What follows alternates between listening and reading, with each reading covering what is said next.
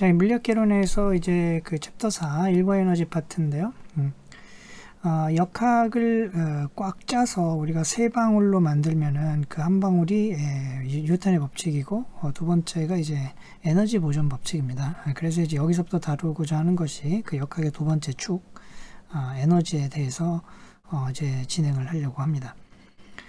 제일 처음에 이제 일이라는 개념을 먼저 배우고 나서 그 다음에 이제 에너지에 대한 개념으로 들어갈 건데, 근본적으로는 같은 개념이에요. 같은 개념인데 좀 이제 말을 달리해서 우리가 이제 뭐 동전의 양면처럼 이제 그렇게 생각하고 접근하시면 될 것 같습니다. 제일 처음에 이제 그 일에 대한 개념을 먼저 잡으셔야 되는데요. 그 일을 가장 기본적으로 잡는 방법은 몇 가지 가정이 있어요. 보다시피 지금 여기 그림에 보통 이제 고등학교 과정에 나와 있는 그림이죠. 그래서 일의 그 전체 정의 중에 고등학교에서는 한 반 정도를 배우고, 이제 뭐 대학 과정에 오면 이제 온전한 정의를 배우게 되는 거죠. 자, 그래서 이제 뭐 좀 고등학교 때도 이렇게 벡터적으로 접근을 하지는 않지만, 일단 그 비슷하게 한번 얘기를 해보면, 일을 정의를 할 때 여기 물체가 여기 있어요. 그 물체에 여기 힘이 작용을 하잖아요. 그 물체가 여기다가 이렇게 갈 거라고요. 이게 점점 빨리 갔는지 뭐 중간에 좀 가다가 멈췄는지 그런 건 지금 생각하지 않고, 그냥 여기 있던 물체에 어떤 힘이 작용해서 여기까지 간 거예요. 그 중간 과정은 전혀 설명되어 있지 않아요.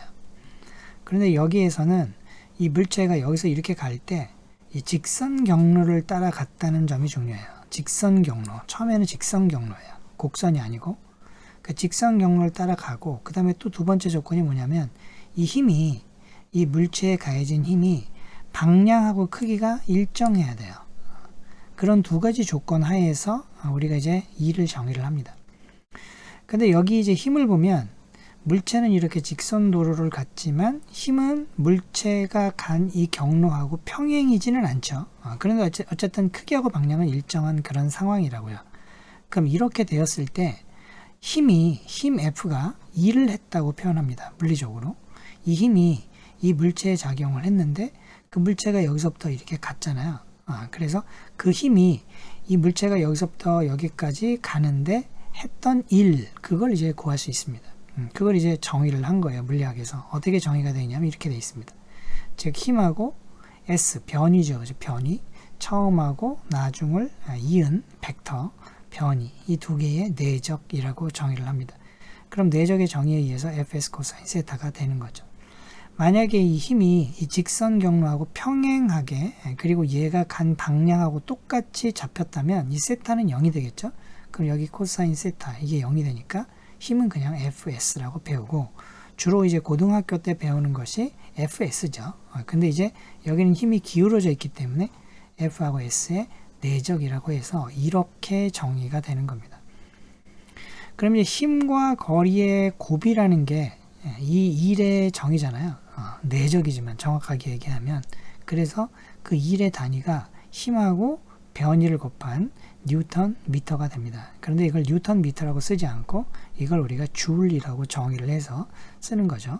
그럼 뉴턴도 풀어보면은 킬로그램 미터 퍼 세크 제곱이니까 이걸 전부 다 여기 뒤에도 미터가 있기 때문에 킬로그램 미터 제곱 퍼 세크 제곱 이렇게 되는 것이죠. 이게 일의 정의입니다. 그런데 이 일의 정의는 한정적이에요. 다시 말씀드리지만 직선 경로를 따라가야 되고 크기하고 방향이 일정할 때 이렇게 정의할 수가 있다는 거죠. 그러면 이게 직선 경로가 아니고 곡선 경로면 어떻게 되겠는가? 그리고 크기하고 방향이 일정하지 않다면 어떻게 되겠는가?